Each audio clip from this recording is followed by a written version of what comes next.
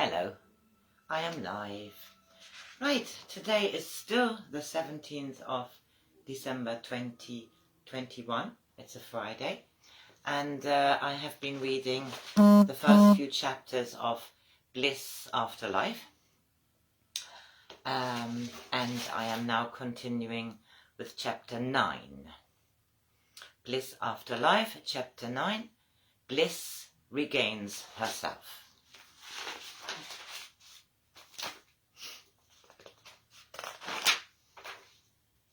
Time disappeared. I felt myself immersed in a sense of completeness, and it lasted for a long time. I realized that I was reconnected with my complete soul, the part of me which had remained here and which was left behind in any incarnation. I had forgotten, as I should, and once I was reconnected, I suddenly was completely aware of who I was and what it was all about. I felt immersed in knowledge and was totally aware of all my previous experiences. The knowledge encompassing my total being was enormous, and I was aware of my total existence. This would be too much for a human existence, and I felt grateful for the diversity the old ones allowed us, and the many ways we can explore the physical. Human life was potentially so enjoyable, but usually a very difficult learning curve. I smiled to myself because, despite all the incarnations I have gone through, I generally spent my lives in ignorance. My last life as Bliss was marginally more explorative in terms of the spiritual lessons, but as a very rational woman, I remember being often uncomfortable with my strong beliefs, hardly daring to voice them. How little we know.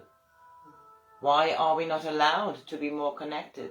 Or are we always able to change it all?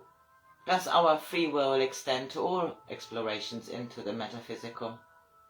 I had a strange sensation of calling and suddenly felt connected to Holly.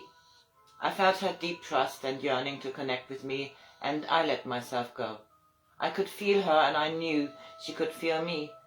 She felt secure in the knowledge that I was happy, and strengthening that feeling in her, she needed to know, and I let her know that all was well. She was so still and quiet, thinking of me, that it was easy to connect with her.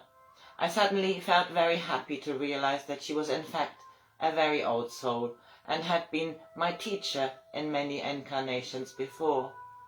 This time I had been her mum, and I was very pleased that I had reaffirmed her eternal knowledge, rather than dismissing it as it is the norm on earth. I knew now that my last incarnation had happened after more than 400 years of resting. No wonder I felt naive and too emotional on many occasions.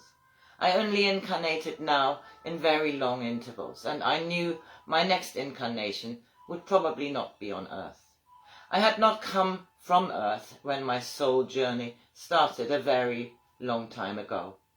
I now know that this was the reason that I was so often amazed about ordinary things in my last life. My daughter was to be a helper, and I realized that her role as a therapist was instrumental in passing the deep knowledge she had gained through so many incarnations. She is doing such good work. I was glad. Her aim in life was not to make money and enrich herself, but to prove her worth to society in general and to herself. This was a service. I was looking forward to examining my last existence. I know I will be teased mercilessly by my soul group, but that is quite okay. We all do it to each other. There is no malice.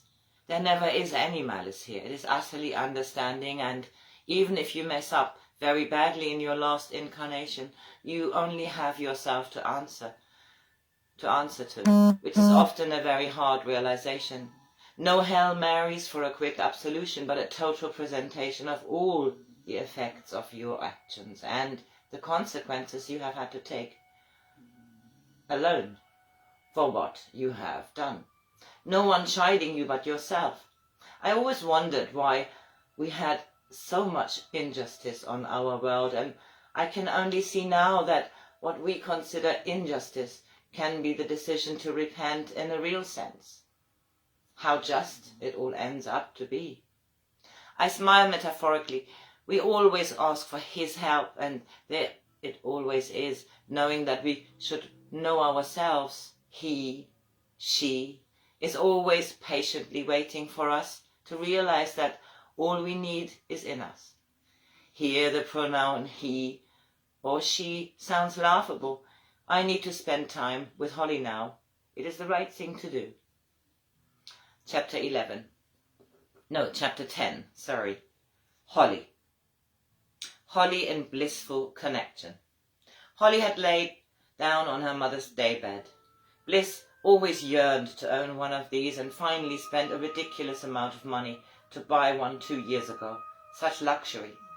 It was facing the window and she rested on copious cushions her mother had accumulated. So soft and luxurious. They had been up all night and the sun was very gently rising behind the sea. Yes, she knew why Mum loved this flat. What a wonderful view across the sea. She listened to the music and felt herself drifting gently away with it. What a sense of rightness she felt, almost as if her mum was putting her hands on her temples. Such certainty, such connection. She felt a deep sense of being her mother, of being and feeling her mother. This just felt wonderful, and she accepted that this was absolutely hers. No one here could ever understand what this feeling represented. She just let herself go and felt all the things she was meant to feel. There was no, I wish I could share this with Susan, or I must tell Tony about this, because this was simply for her and her alone. She felt very honored to feel this whilst still incarnating on earth. This was truly special. No tears for Mum. Let's get on doing what I am meant to do. I know, Mum. All will be well. She seemed to rest in this feeling for a long time. Eventually she got up and gathered her things. Preparation had to be made for Mum's funeral. I suppose cremation was the right thing to do. Her mum would have been keen to give her organs to someone needy, but she had pretty much used her body to the fullest. And it seemed that any organ donation was futile now. Anyhow, Holly was going to leave it to the professionals. If there was any bit of her mum's body which was useful to anyone alive, then they could gladly have it. It was irrelevant to her mum now. Chapter 11. Bliss starting her work. I found myself in a very large hall. It looked very functional, like a huge library, and I joined my group, which was waiting for me at the entrance. I realized that conveying it to any reader of this story meant that all terms had to be described in human terms, and I put myself together to voice my thoughts so that it could be conveyed. Strange, this process had been very easy so far, but suddenly it had become very difficult indeed. I had been here for a while now, and the way I felt during my last incarnation seemed more difficult to recount and to keep up in my present state of being. One thing I felt for sure, that was that this state of being was totally real, more real than the confusion I had often felt in my last existence. Here it was possible to communicate with everyone, mentally of course, but basically there was no Babylon. I did remember well instances where I was in Russia in my last incarnation, spending great times with my friend Svetlana, who generally had a translator with her when we went and discussed business. And once we had one of our wonderful lunches. Afterwards we went to Svetlana's flat, and it was just the two of us. We sat drinking whiskey, and Svetlana would put the telly on, and we both talked to her cat. Very comfortable, but we simply could not communicate. It felt just fine. Now I had not been surprised to discover Svetlana among my soul group. She was a generous, hearty person, and so wonderful to meet again. Life on Earth was enjoyable, but we all seemed to spend most of our time complaining about it, always wanting more and never appreciating where we are. We have distanced ourselves by language and culture, which seemed ever important to our tribes. We had progressed, we thought of ourselves as civilized countries. Tribalism was reserved for Africa and Aborigines, but we had simply widened the area and the basis of understanding. We still needed a sense of belonging, and this had to be confined. To belong to humanity and nature seemed not enough. I will have to study this. After all, I had been against the European Union, so there is a lot of work to be done here. I was ready to consider my whole life in its entirety, from a detached point of view. What a luxury. Chapter 12. The Funeral. Susan had insisted on the full works. Church service, burial, sermon, invitations, the wake, the lot. Mum deserved it. Holly tried to intervene, but quickly realized it was pointless, and maybe everyone needed this to say goodbye to their mother, their sister, their friend, their colleague, their neighbor, and all the things her mum had been for the people who attended the service. It was a lovely day, one of Mum's favorite. Clear sky, sunshine, the odd cloud, brisk, but you could feel spring around the corner. Spring was Mum's favorite season, although she was always surprised how cold it was. Didn't she wear her new lacquered patent shoes when she was 7, with knee socks? Then you had a frost which belied the season. It was such a day. The dark evenings were getting shorter, and there was a smell of newness in the air. They walked somberly behind the coffin. The hospital had taken what they considered worthwhile. Neither Holly nor Susan had wanted to know what was taken. The knowledge that something was worth rescuing was quite enough. Who cared what it was? Holly held on to Tony and Chris on her other side. Susan was happy that Ben had been the wonderful son she always wanted him to be, and he was beside her. Steve, her ex...